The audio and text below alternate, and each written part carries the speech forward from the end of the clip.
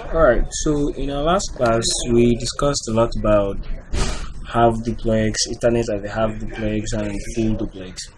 And then we mentioned that whenever any of these type of Ethernet uh, um, connection is deployed on any of the networking devices, be there switch or bridge or routers, that they will automatically detect using this auto detect mechanism. They automatically detect what kind of Ethernet is being used at those ports. You will find out if the Ethernet ports on the switch or on the router are full duplex or half duplex. And of course, we discussed a little bit about what those duplex stands for. When they say full duplex, what does it mean? And when they say half duplex, what does it mean? A little tip. So here, remember, you can see from the notes here that half duplex Ethernet usually shares a collision domain and provides a lower effective throughput than full duplex Ethernet. So full duplex Ethernet is more like a 4 traffic lane, while half duplex is like a single 2 traffic lane. So you can see the difference. Definitely with a half duplex, there will be a lot more collisions, but with a full duplex, there will be little or no collisions.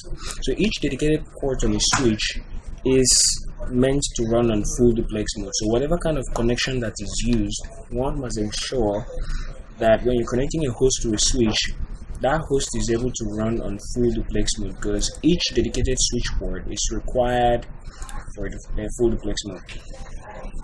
Now, the host network card and the switch port must be capable of operating in full duplex mode. Always take note of that.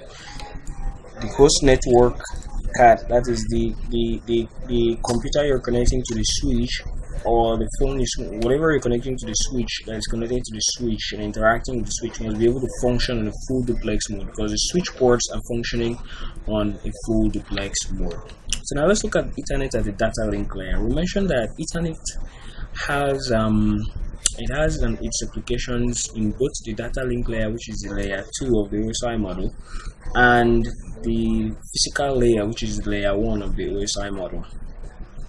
So at the data link layer, if you can remember when we discussed way up, when we were looking specifically at the data link layer of the OSI model, we mentioned something about media access control, which is the MAC. That is where this hard-coded addresses that are embedded on the network card of each and every host is being made use of. And we also mentioned something about the LLC layer, sub layer of the data link layer. That's the link logical control, which determines a lot more about the protocol, the encapsulation, and the rest of them. So at the data link layer, when you have the media access control, that's the MAC address, that is where we make use of the hard-coded addresses that have been provided. Take note that Ethernet layer, at the data link layer, that is where packets are framed. The packets that you receive from the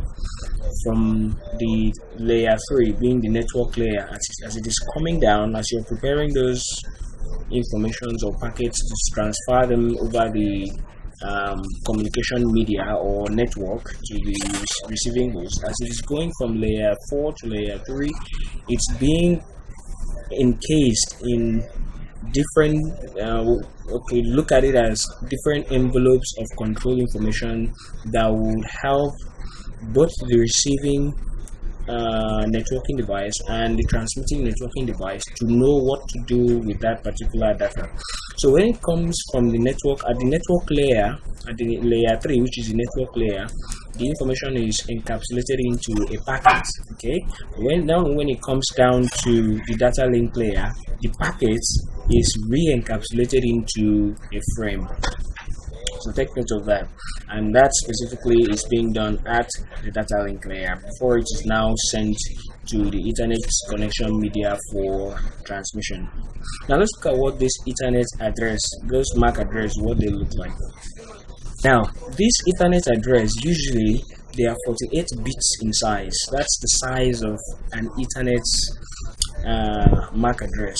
Those those MAC address, those hard coded addresses that you have on the network interface card of every single networking device, they are 48 bits in size. Now, each of those 48 bits in bit size is divided into 24 bits, and then this diagram gives us a clearer identification or description of what each 24 bit stands for. Now, the OUI is designed by the IEEE of an organization, blah blah blah blah. Now take note, let's start with the first few bits that make up the first 24 bits. This is usually referred to as I/G, which is the individual stroke group bits. Individual stroke group bit. What does this mean? It means that, okay, if you carefully read this sentence, you'll understand the meaning. That I'm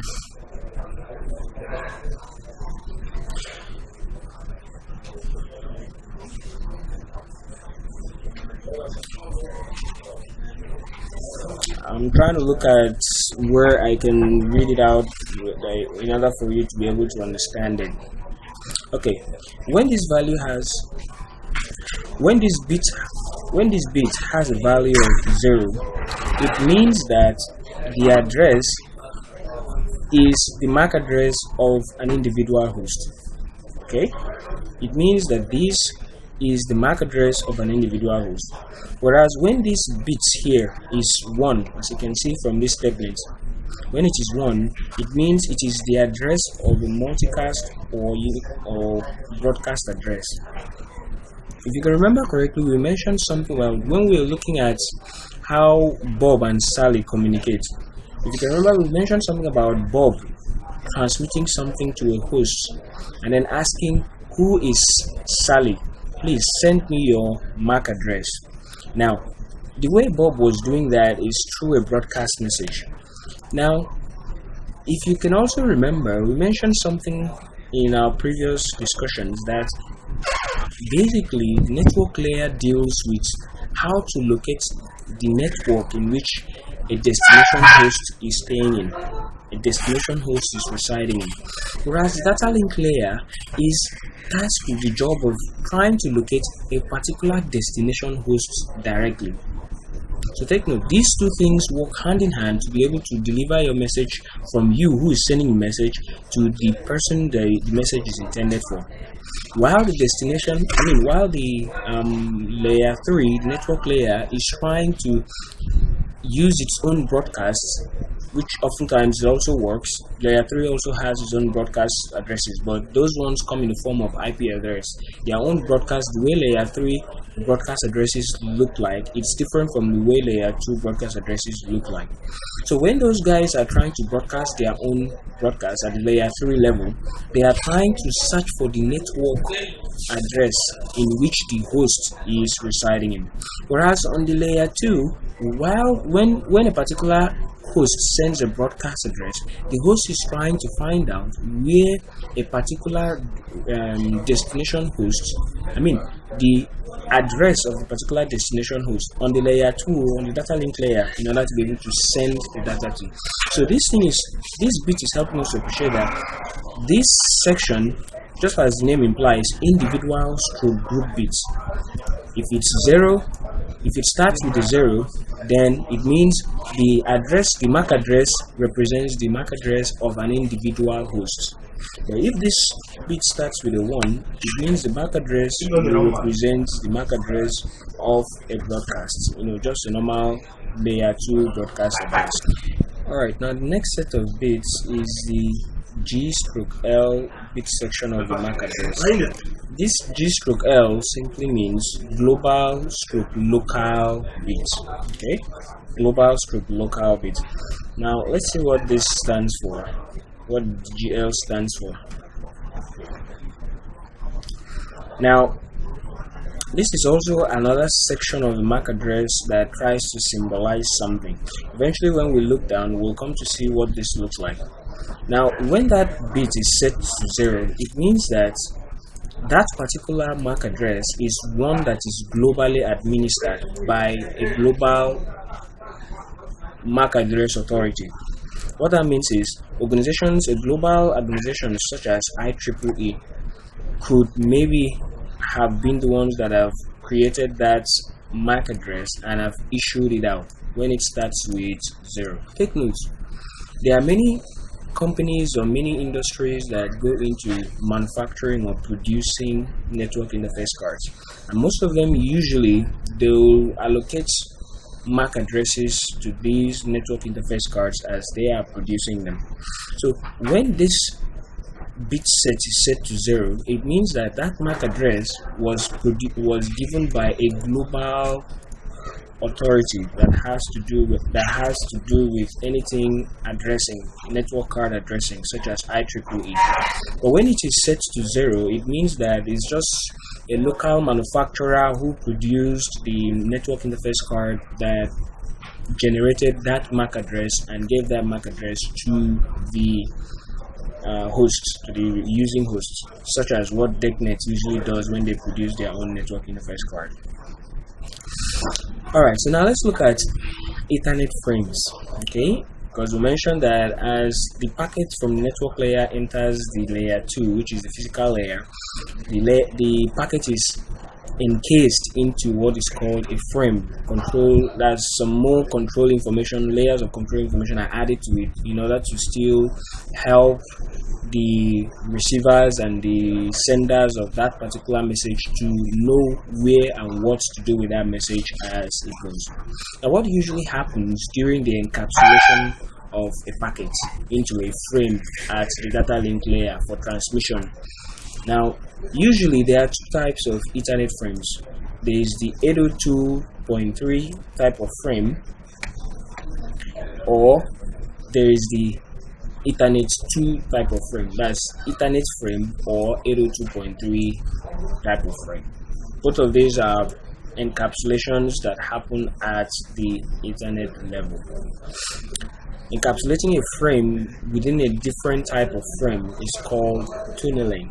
That is, when you already have a frame and then you are encapsulating it again with another frame. Okay, it's called tunneling. Now, what is the essence of all this encapsulation, at least at the data link layer? Here says the function of the Ethernet station is to pass data frames between each other using a group of bits known as MAC frame format. So before one host, Bob, is able to send a host,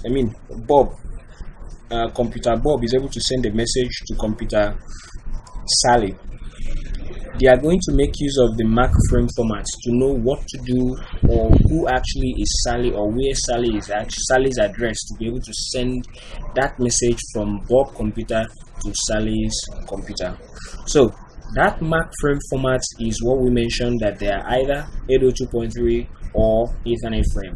And then by the time you have the message first of all as already encapsulated as an 802.3, and then you now re-encapsulate it with an Ethernet frame. That is what is called tunneling, encapsulating a frame within a different type of another frame. Now, the purpose of this encapsulation is that it provides error detection from a cyclic redundancy check parameter. We'll look at that when we eventually go down. But take note that it only provides error detection. It helps to detect the error and not correct the error. Okay, so these are the two types of Ethernet frame formats that we mentioned here. This is the Ethernet frame format, and whereas this is the 802.3 Ethernet frame format. Now take note that these two are similar. You can see that the control informations or the parameters that are encapsulated in it are a bit similar, except for this field only.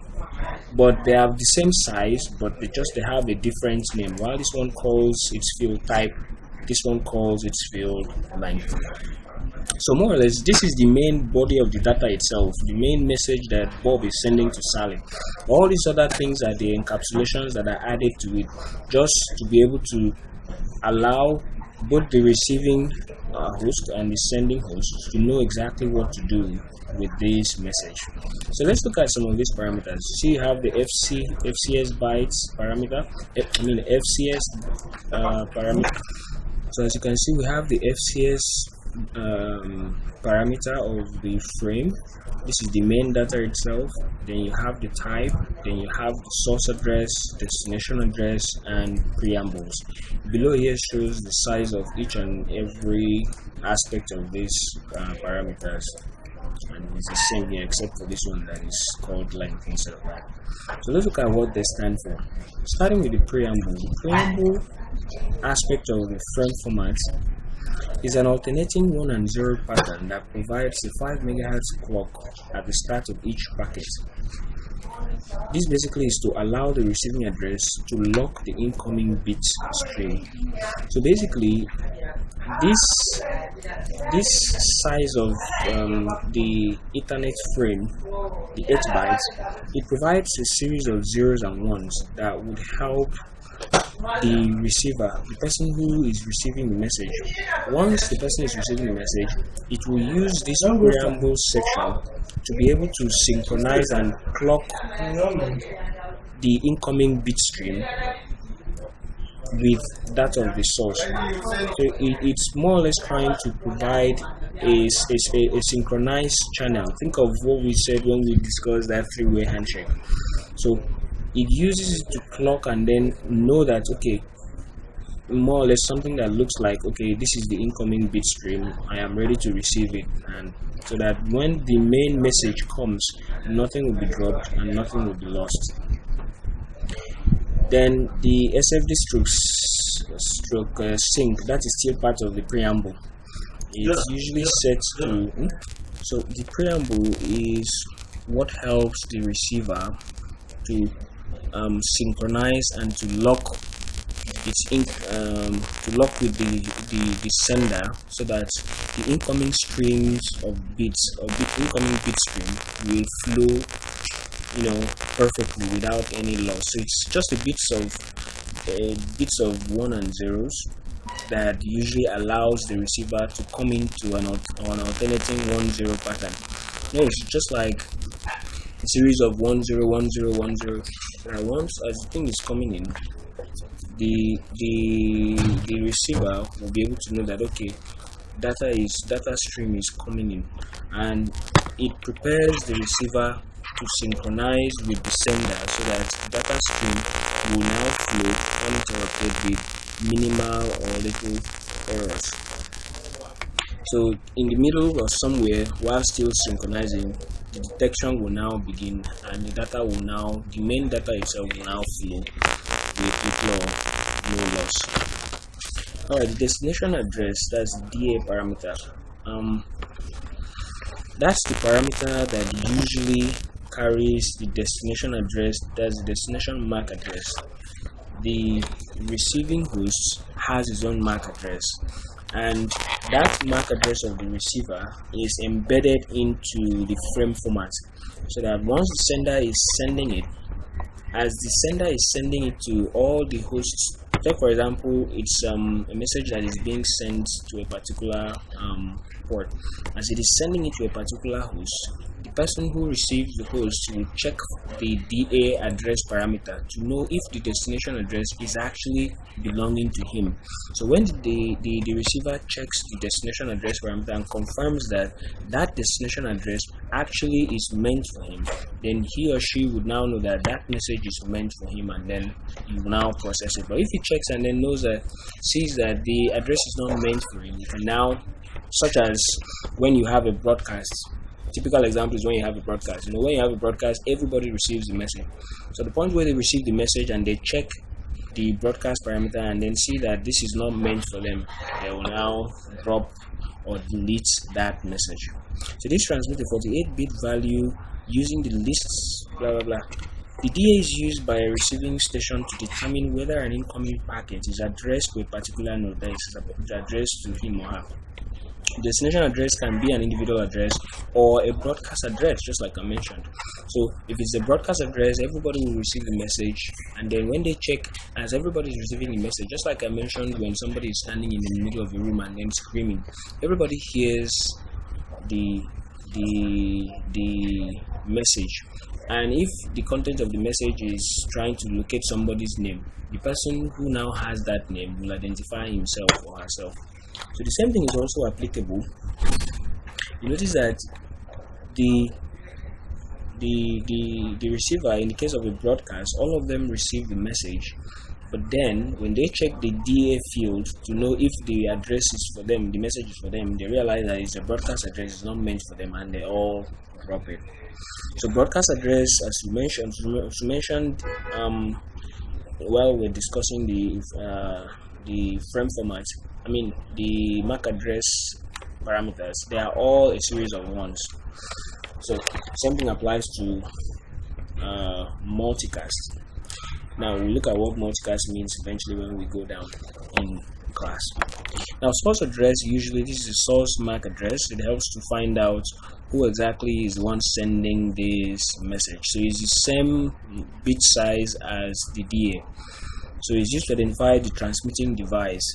So usually a source address can never be a broadcast address or multicast address.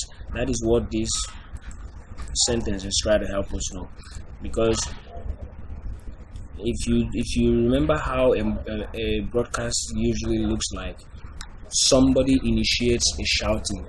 So the somebody has his own unique address. It can never be, broadcast address can never be a source address. It's like sending SOS for everybody, so making an SOS for everybody to respond to your situation.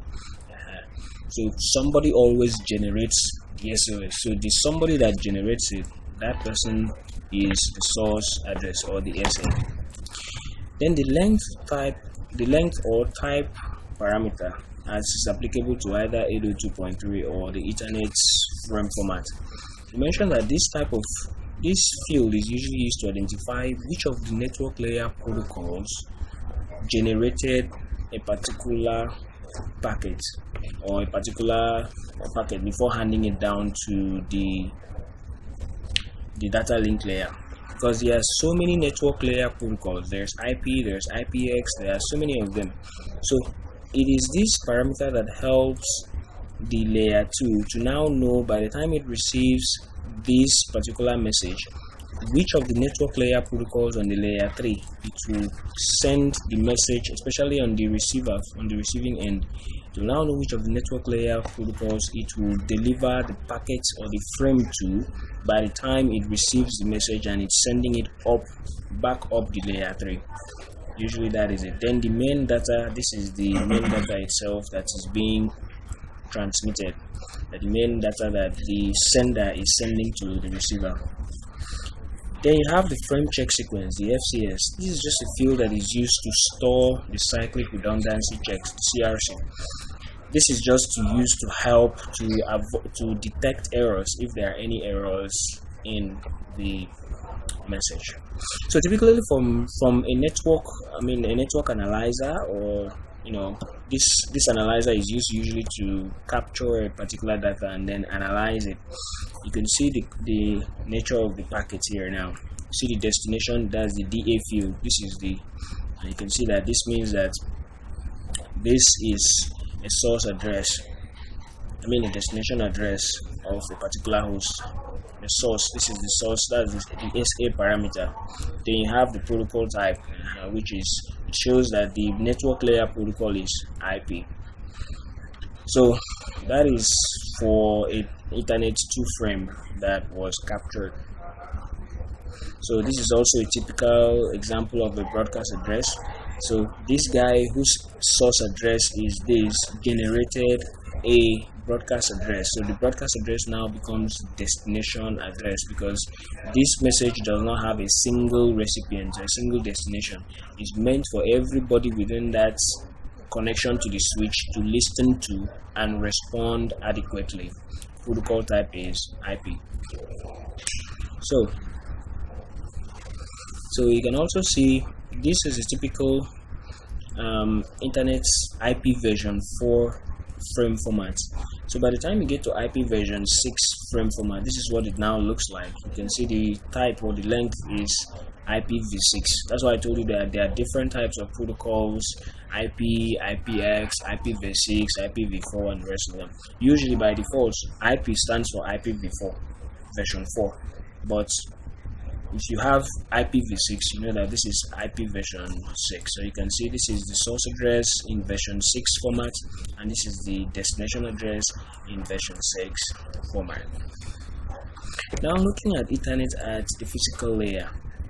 So basically, Ethernet at the physical layer, usually this one now is just to try to detect the speed of the wire, the speed of the cable, or the speed of the physical media which you're using. It could be fiber, it could be optical, it could be coax, whatever type of connection you're using.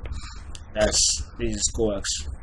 So there are different standards that are provided, and by default, Ethernet makes use of the RJ45 cable. That's the typical normal Ethernet cable that you usually use when you come to my office. When you connect it to your system, the normal typical Ethernet cable. That's the type of Ethernet cable that is being used at the physical layer.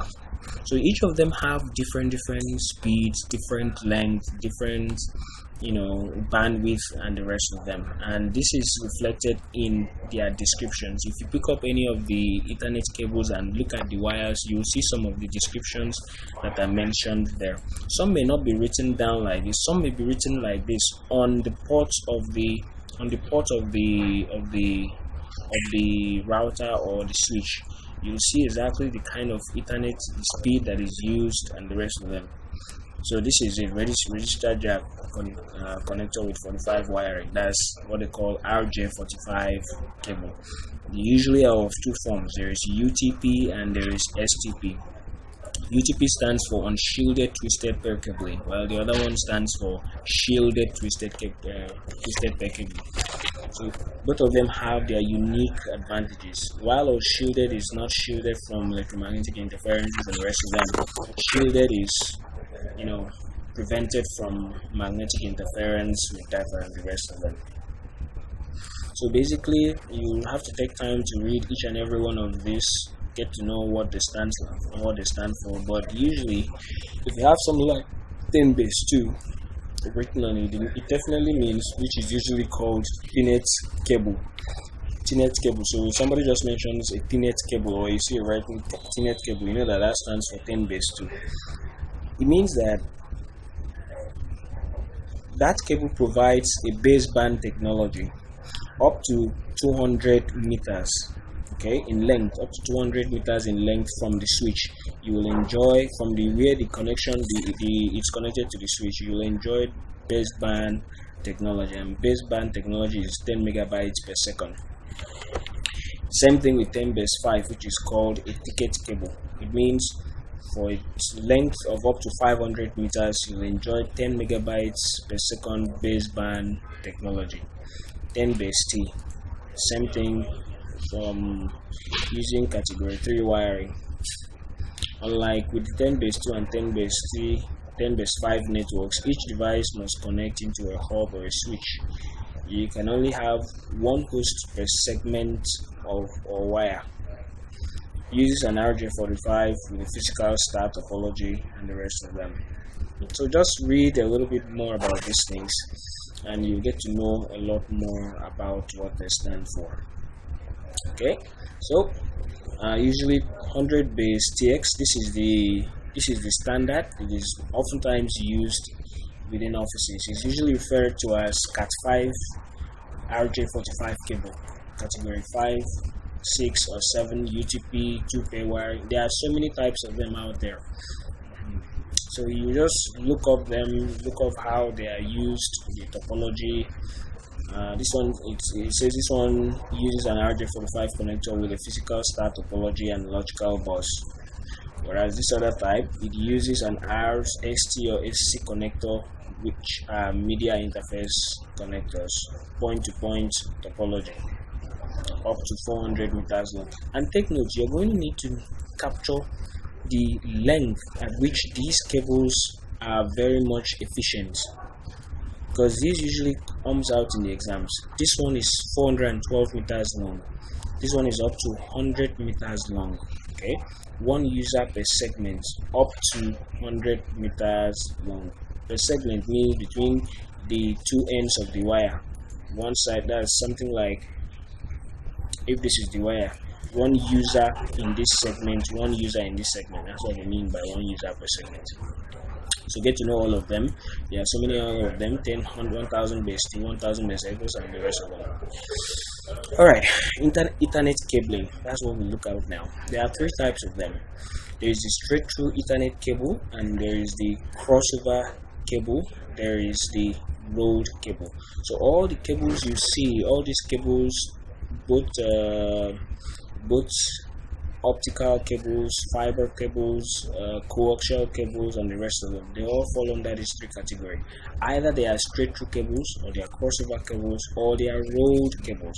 What are the difference between the three? This is shown in this paragraph. Straight through cables is used to connect a host to a switch or a router to a switch. Now, in case of straight through cable, they have 4 wires that are used in a straight through cable pattern. You can see what this means by straight through. 4 wires are used in a straight pattern. Okay. I think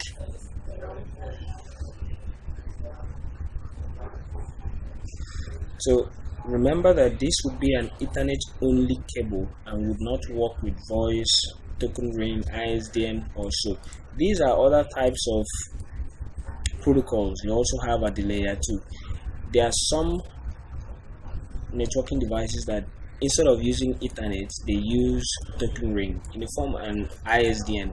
In the course of going down, we'll come to see how these ones they vary differently from Ethernet, and they also help to prevent collision just like Ethernet does, and the pros and cons of using either of them.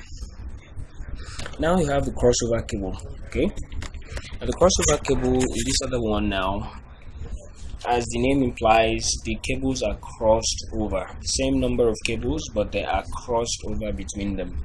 They are used to connect a switch to a switch, a hop to a hop, a host to a host, a hop to a switch, and a router direct to a host. So basically, take note of also the scenarios where you make use of any of these connection cables, because they will often come out in the exams as well. The same 4 wires are used in cables that are used in the cables in the straight cables are also used here, but they just connect them differently together. They have their purposes for doing that. Then you have the rolled over cable. This is not just used for connecting Ethernet devices to Ethernet hosts. Most times these ones are used to connect. They are used for console to make connections between a device and the console, because most times as a network administrator you will need to connect your host directly to the Cisco router to troubleshoot it, to input codes, and to do a lot of things. That is where these other type of cables are used. So read up a little bit about them, find out what they do and how they are different. Take note, this one has 8 wires, okay, that are used to connect them, so they are usually interchanged. So here now shows how once maybe you've connected the rolled over cable from your PC to the switch or the router, you can now start trying to initiate the connection to a live router. It says open your hyperterminal, enter the name for the connection. It is relevant that you name it, but just some people just use Cisco and click play, and this is the connection that we are making use of. So choose a communications port, either COM1 or COM2, whichever one is open on your PC or provided for such kinds of connection. And then you set the port values, which are the default values of 2400 and no full control hardware. The default values, this and this, will not work. You must set the port settings as shown in figure 1.25. okay, so this is the figures that are set, so you must have to set each and every one of them in order to make use of them. Alright, so you can take note of something similar to this. Look at this scenario. You're connecting this host to this device.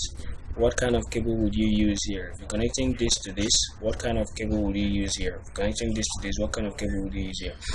just to give you an idea, what you use here definitely is a straight through cable, whereas this is a crossover cable. Straight through because straight through usually supports full duplex very well, and it can have a whole lot of traffic flowing on it well without with minimal collision as compared to road crossover. You can even see it from their diagrams. Look at the way crossover is. You know, a road that is just straight like this, it will flow easily compared to a road that is twisted. It's twisted like the other one. So usually when these hosts are similar, when the devices are similar, you use a crossover cable, except it's a solution of a hub to a switch and a router to a host. So it means that if it were a router to a host, you can use a rolled over cable or a crossover cable. A rolled over cable or a crossover cable. In this case, this is a straight through cable. Okay, it's a straight through cable. This is a crossover cable. This is a straight through cable. Let's look at it again.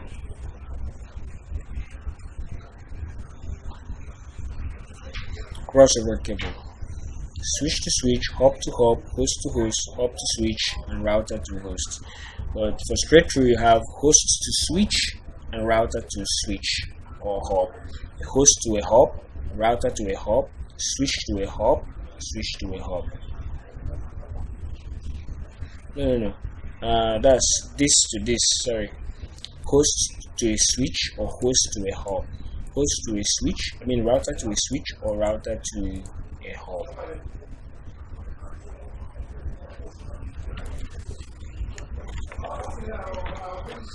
Alright, so we're gonna stop here, and then when next we come, in the next video, we're gonna finish everything about chapter 1, where we'll look at data encapsulation. We'll take it down till the very last chapter.